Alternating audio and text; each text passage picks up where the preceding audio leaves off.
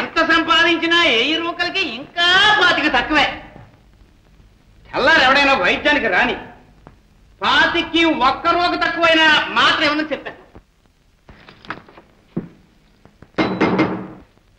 అడుగో ఎవడో వచ్చాడు. వీడికి అర్ధరాత్రి కడే తీరింది. ఎవరది?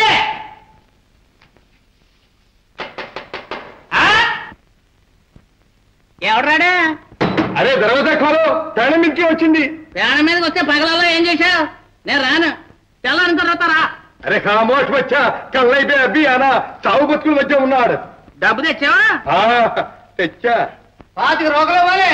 అరే ఇస్తాం బే, మూట తెచ్చాం. ఈ 25తో నాకు పెళ్ళి అయిపోతాయి.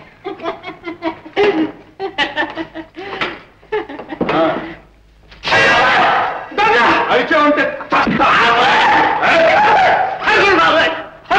మీకు దండం పెట్టాను. నా దగ్గర ఒక చిల్లి డబ్బు కూడా లేదు బాబు. మొన్న నేను దొంగలు పడి దోసుకుపోయారు. ఉడకబెట్టే దిక్కు లేక పెళ్లి చేసుకుందామని పిల్లలు కూడా మాట్లాడుకున్నారు. డబ్బంతా బాగు చేసుకున్నాను. ఆ డబ్బంతా దొంగలు దోసుకుపోయారు బాబా. పెళ్లి చేసుకుంటావు? ఎక్కడ వద్దు బాబా, ఆడికి ఒక్కతే కూతురు. 1000 రూపాయలు కానీ పిల్లని ఎవరన్నాడు.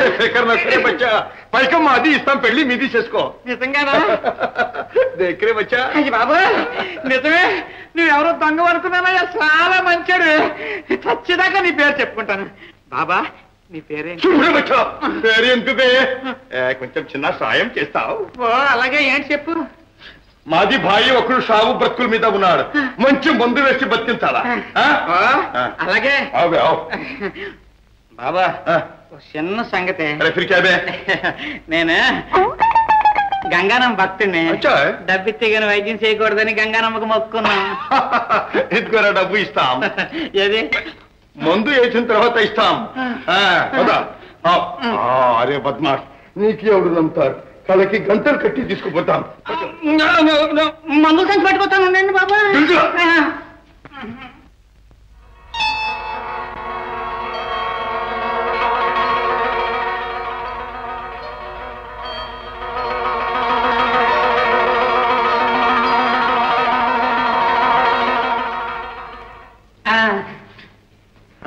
అచ్చా, కళ్ళు మూసుకో, గంటలు కడతాం. బాబు ఇలా కట్టి తీసుకుపోతే మరి వచ్చేటప్పుడు నేను ఎలా రాను? సరే, మేము తీసుకెళ్తాం, తిరిగి మేము దిగ్గు పెడతాం.